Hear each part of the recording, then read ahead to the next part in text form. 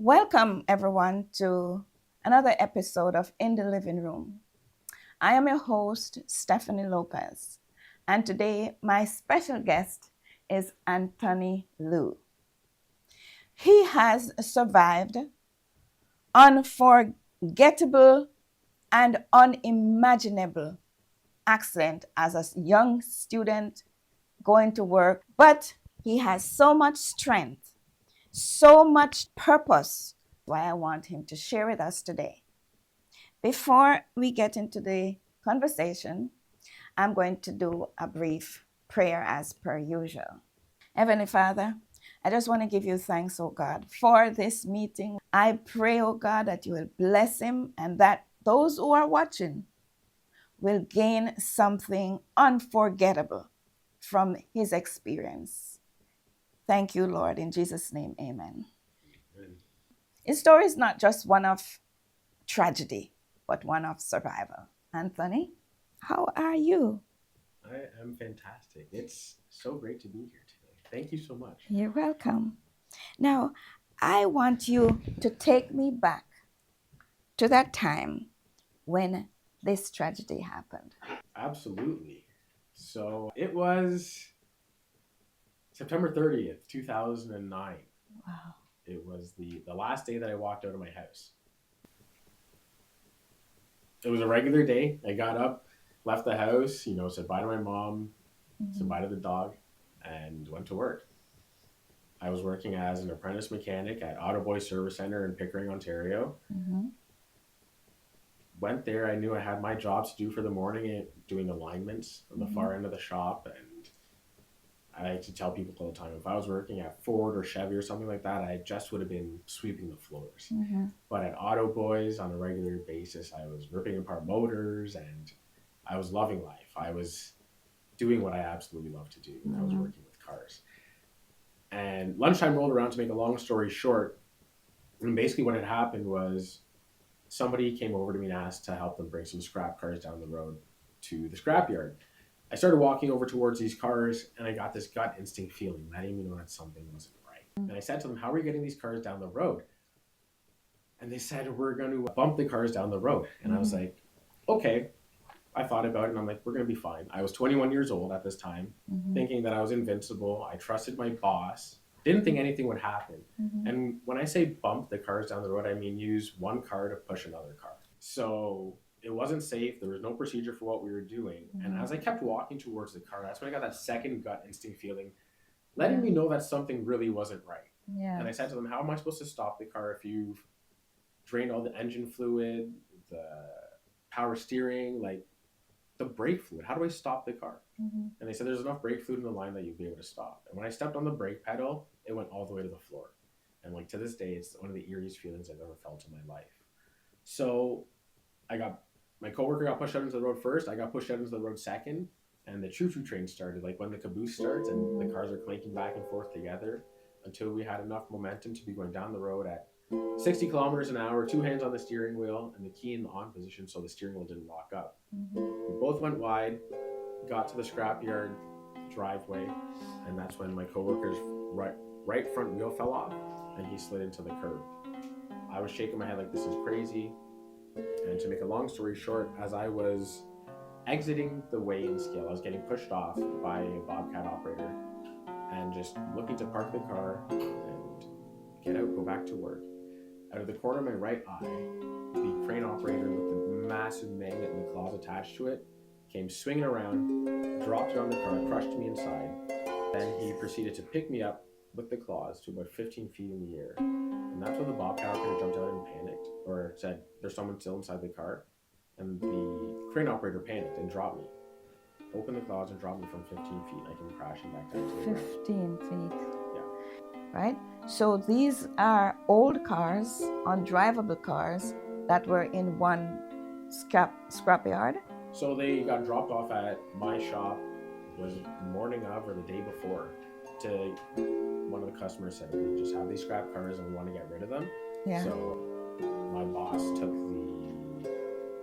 the cars from the customers and said, I'll get rid of them for you, essentially. Yeah. So typically what should have been done is they get towed to the scrapyard or on a flatbed or a tow truck or something like that. But my boss boss was super cheap, always cutting corners, and so he just wanted to push them down the road so he didn't lose any money. And In my head, when the accident happened, I was thinking that you were working solely in the scrap place. yeah, So give us an idea.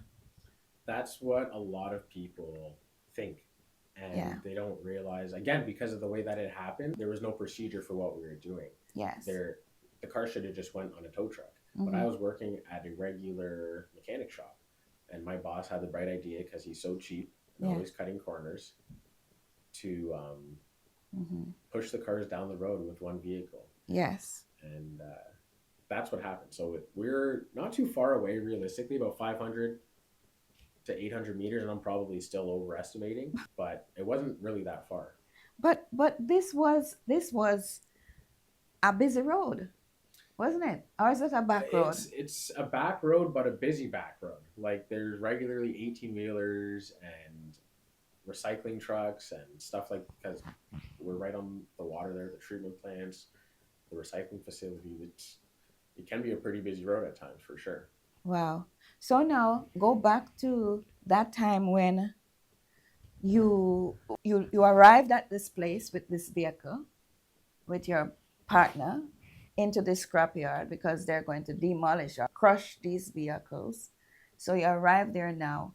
And so give us now an idea of what took place. Tell me that little part now Yeah. again. So as we got to the entrance of the scrapyard, my coworker's front right wheel fell off his car and he slid into the curb. Ooh. But yeah, it was just, again, my boss was so cheap. He only secured the wheels on the front lug mat, all of them. I coasted around him. My boss tried to push me up onto the scale where they get the weight of the vehicle. Yeah. That didn't work, so he ran into the scrapyard and grabbed a Bobcat operator. He came out, pushed me up onto the weigh-in scale, and I just kind of came to a stop and coasted to a stop there because the brakes weren't working. They got the weight of the vehicle, and then the green light came on, signaling that it was time for me to exit the scale. The Bobcat operator came back up onto the scale, pushed me off, and I'm steering the car, looking to the left to just park the car, jump out, and go back to work. Yes. And that's when I saw out of the corner of my right eye the crane operator swing around with a massive magnet on the crane. So the crane operator was not involved in all of this. He was just doing his job. It didn't. The Bobcat operator knew what was happening. Exactly. He knew you were in the vehicle, and so he was your partner. But now this anxious crane operator, not knowing that the vehicles are not quite ready, saw it, and now he comes and just clamped down with these big teeth, lifted the car up, and what happened there now? The Bobcat operator, he's like, "There's someone still inside," and the guy panicked, opened the claws, and dropped me from 15 feet. Yeah. And that was just a moment unforgettable. I want you to also go back again and tell me the emotions you were having before, because you were saying that you knew you didn't feel like it's something that you wanted to do from the beginning. Yeah, no, it was, from the get-go, the day was one of those amazing things. Just like, I was so happy to be alive despite where I had ended up in life. Yes. I was really happy. It was an amazing day. It didn't feel like work at all. But leading up, as soon as I got asked to help them, and I was walking over towards that car, it was that gut instinct feeling. Yeah. We've all had it. Yes. We've all had it. So I just ignored it. Because I was 21, and that's just what I did at that point in time. And that's what we all do. We're young and invincible. These things happen. We always get that little gut feeling that tells us something is not right. And if we only follow that little gut feeling. Now, Anthony, the thing that is devastating to me, because I remember being a friend, you were a schoolmate of my youngest son. I see Anthony all the time. When this incident took place, Anthony, my gut died, because it's something that I just imagine as a mother and knowing you for so long, an athlete and all that. I just went ballistic. Tell me what happened to you when that accident happened. What happened to you that moment? The very moment that you realized that he picked you up and dropped you. Tell me what happened. So when he dropped me, I actually woke back up. The initial impact knocked me out, and then I said, "Thank God," because I knew exactly what had happened, Yes. and I could feel pain immediately. Yes. And when I looked to the right of me, I could only see the roof of the car. I couldn't see the passenger seat. The roof had been crushed down to the point I couldn't see the passenger seat. My hands were still on the steering wheel, and I was just kind of like, "Thank God." And so that was like the immediate emotion, just being like grateful that I was alive. And then after that, it was, I guess, just a rush of emotions because I was trying to stay awake. I was like really woozy from getting knocked out and figuring out like what's going on, just like taking a body check at that point. I could feel the pain in my arms and my torso, but when I went to move my legs, nothing happened. So when I slapped my right leg, it fell over to my left leg, and I was like, "Your legs are broken." And he was like, "No, you feel some pain." And then I was like, "I don't know what's going on. Just stay awake." And beyond that, I didn't even start thinking about walking or anything like that, or because I didn't know. Like I just thought that I was hurt. So none of those real emotions about fear of not walking again or anything like that happened until I probably got to the hospital, and I was lying there. The doctor walked in. By this time, my mom and my sister were there, and I was still strapped down to the neck brace and the backboard. And he said, "Your son's never going to walk again." And I went into shock. Like, I started projectile puking straight up into the air, and my mom's like, "Jesus, Jesus, Jesus." And my sister started yelling at the doctor, and I just went, everything went back for me. Like, it was... Like you got unconscious now. Yeah. That was like... That was like you're feeling like death now. Huh? Yeah, when he said it, because like... You heard him say it? Yeah. Oh my. I wonder if he realized that you were still conscious and hearing. Because sometimes some of these pronouncements, you know?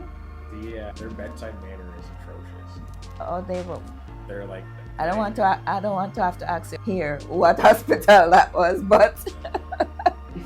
No, you know what? It's one of the things that they can't... Yes. They have to detach themselves from the patients, I guess. Yes. Go on and do their job, and it is what it is. Oh my God. So how long did you have to remain in the hospital? So initially I was at Sunnybrook Health Sciences Center, so Toronto's #1 trauma center. Yes. I was in the ICU for 7 days. Don't remember anything of that really. So you were unconscious all this time? For them, not unconscious, but just so heavily doped up that they were just trying to stabilize me. Yes. They were just trying to stabilize me. Like morphine, I remember the morphine button. Like every 5 minutes I could hit the button for morphine. And then just visitors, people just coming in, like, but not too many at that point because again, still being stabilized. Yeah. So ICU 1 week and then another month on their trauma ward. And then I went to rehab for 3 months. I was at Toronto Lyndhurst, Lyndhurst Rehabilitation Center. Okay. So now, tell me, this part is a part that is emotionally affected me in a more than one ways too. Because I know that you were an athlete and one of the best athletes, you know, in my eyes. Thank you. Better than your son? You are both good athletes. Both good athletes. What were the thoughts on your mind in the hospital when you reflect on your athletic abilities?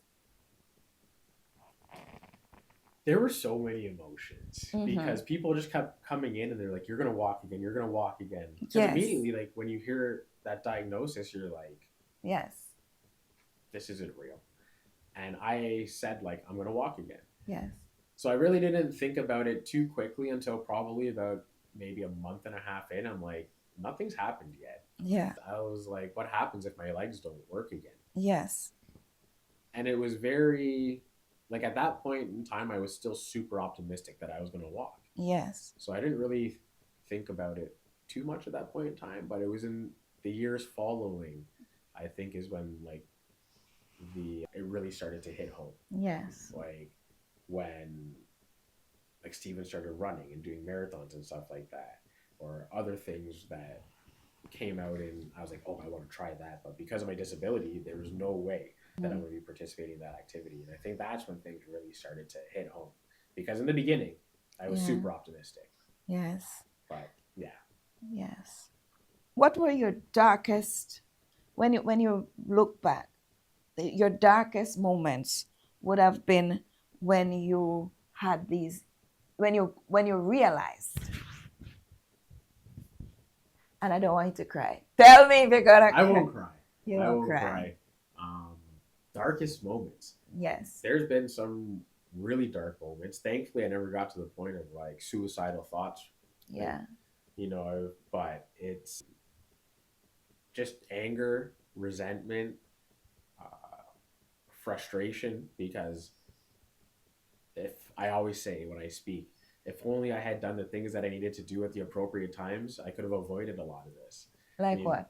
Like what are things you could do? My schoolwork, showing up, just doing the things that I was supposed to do, going to training. We were like little rock stars, so there was no repercussions for any of our actions. Yes. We had big heads, we did whatever we wanted, and like to our detriment. So it is what it is. Life happens, and everybody has their own path and their own journey. But it was I drank a lot for a bit, and then they gave me a whole bunch of these pills when I left the hospital, like heavy narcotics.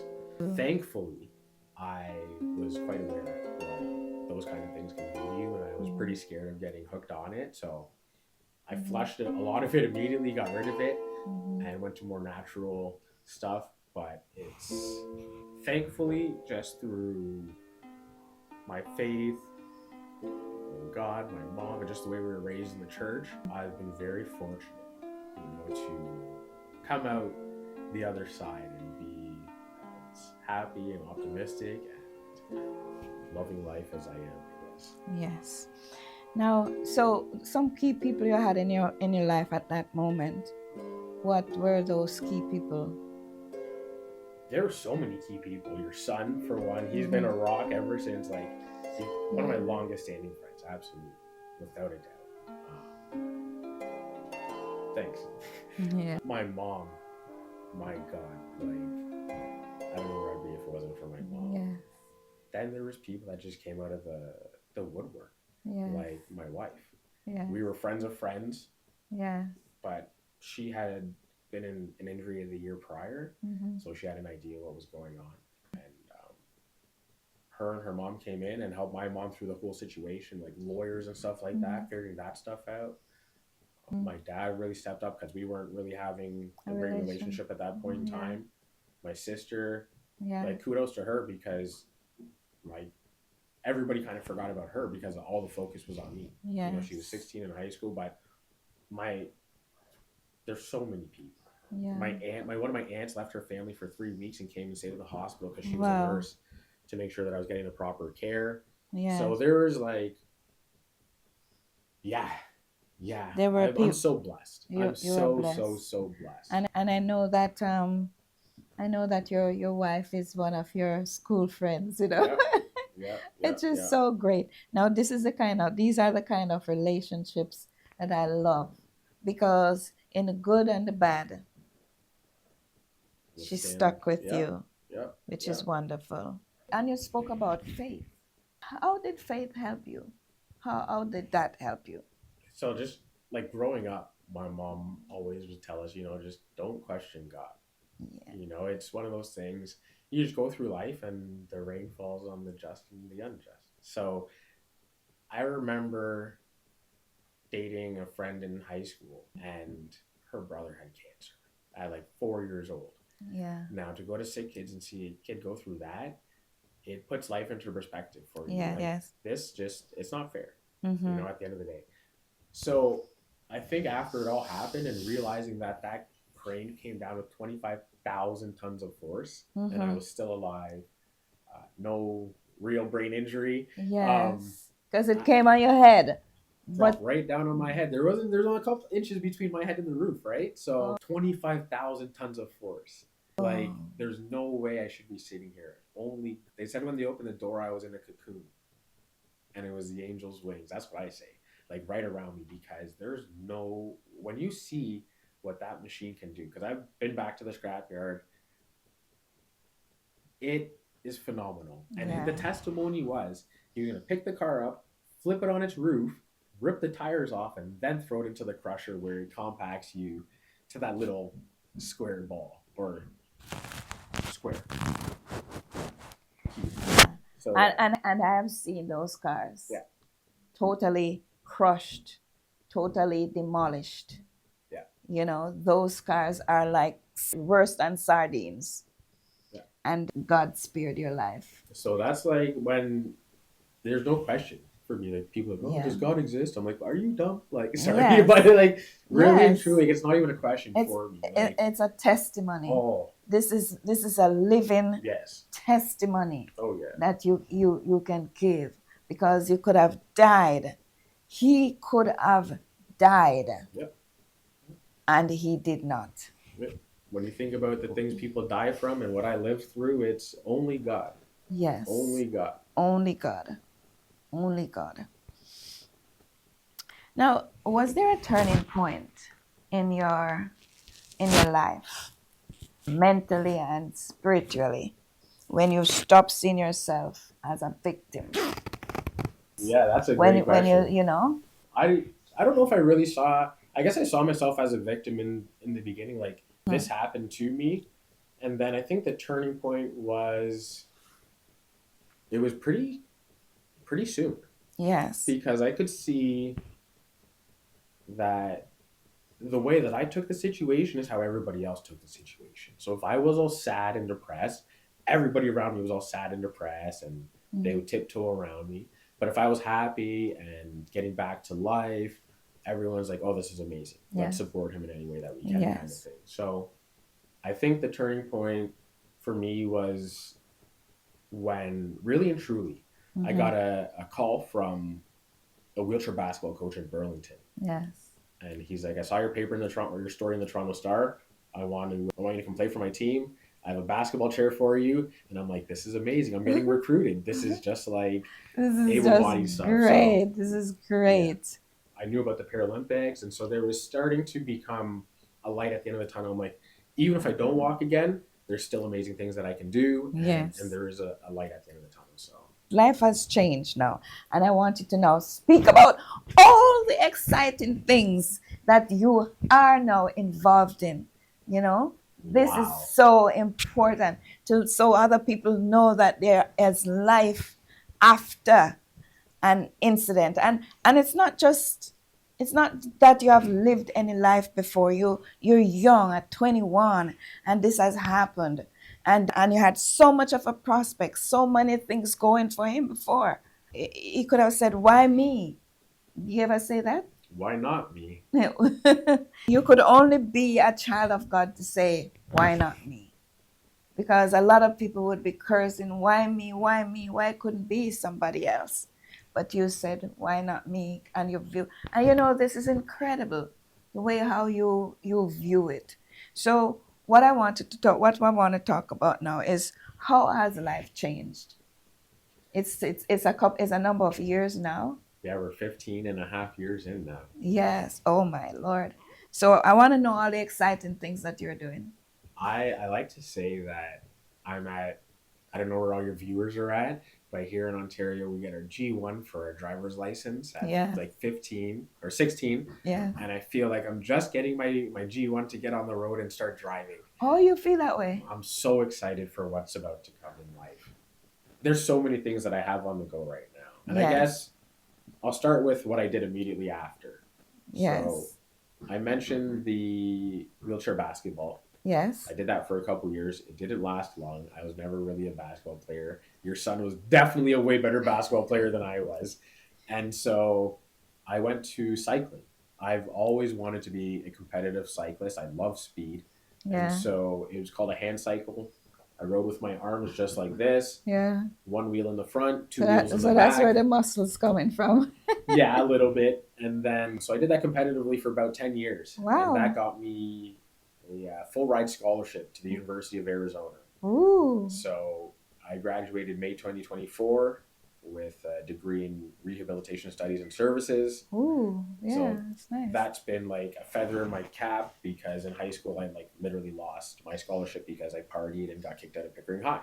So I didn't know that. I'd have come for you. yeah, I never graduated from Pickering High. No, No. you're a party guy. Yeah. Yeah, I partied too hard, had too much fun, and Yeah. I got kicked out.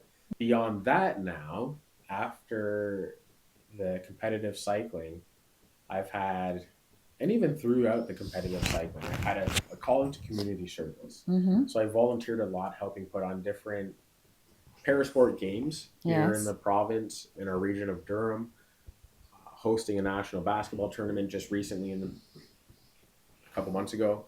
Mm-hmm. And now I am launching the Anthony Lou Foundation. So very, very happy about that because, being disabled is not easy.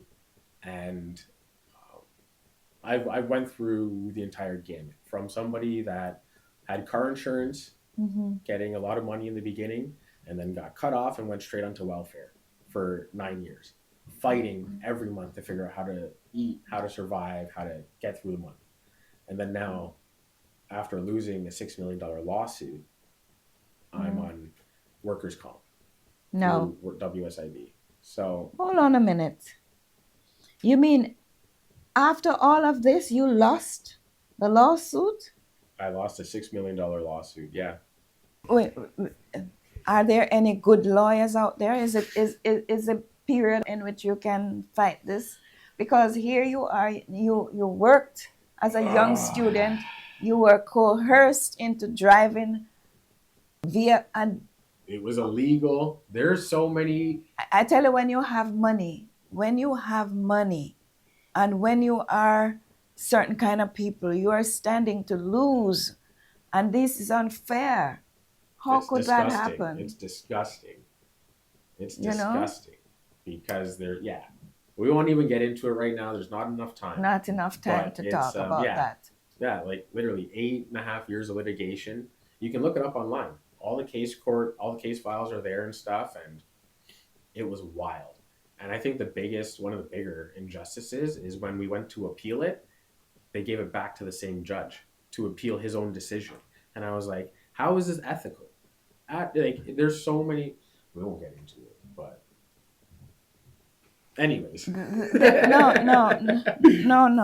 That part of it is injustice Yeah. to me. Oh, it's I mean, yeah. if you're fighting something like an accident that took place on what you have described to me, and it took place in a site that where more caution should have taken place. No. Not even caution. It was illegal what we were doing. Yes. And the ministry they just said, we don't see that. And they took $125,000 in fines, and just the owner of the company is like, can I give it to Anthony? They're like, no. They're like, he needs it. They're like, no, we don't care. Ministry of Transportation came. So they just took them. No. Oh, it's wild. No, it's wild. I didn't know that these things happen. Oh, it's. Yeah. I really didn't know. There must be something that people can do to, appeal something like this. I think there still might be, and it's like, I don't think I'll let it die down anytime soon. But when I have some free time after the foundation is up and running, I'll probably. Anthony, that part of it is the sad part. What are some of the things that you're currently doing? I know your foundation. So I started an accessibility consulting business. Mm-hmm. So we're talking like a lot of measurements, ramps, elevators, things like that, making sure that society and our environments are accessible to everyone. Whether you're an older person with a walker, you're a person with a wheelchair, you're a mother with a stroller, a delivery man with a cart. There are so many instances where accessibility is overlooked, but so that's what I do, and trying to grow that business, raise awareness around disability and accessibility. Yeah. I do a lot of motivational speaking, so businesses, corporations, high schools, elementary schools. What else do I do? I'm a model. I'm excited to hear about this foundation that you have. So I'm doing a lot. The Yes. foundation is geared towards individuals with disabilities Yes. to help them get out and lead an active, healthy lifestyle through rec, tech, and mobility devices. Yes. So the reason for the foundation is personal. I went through a lot of difficulties just trying to find my way Mm-hmm. in the wheelchair. Everything's expensive and This like is true. way too expensive. And I realized the barriers to entry for a lot of whether it's recreational activities or technology stuff. If you need a good computer or gaming and stuff like Mm-hmm. that, adaptive devices just simply aren't available. So Yeah. I want to help bridge the gap to help people get what they need to make them happy, essentially. Yeah. Yeah. And beyond that, motivational speaking.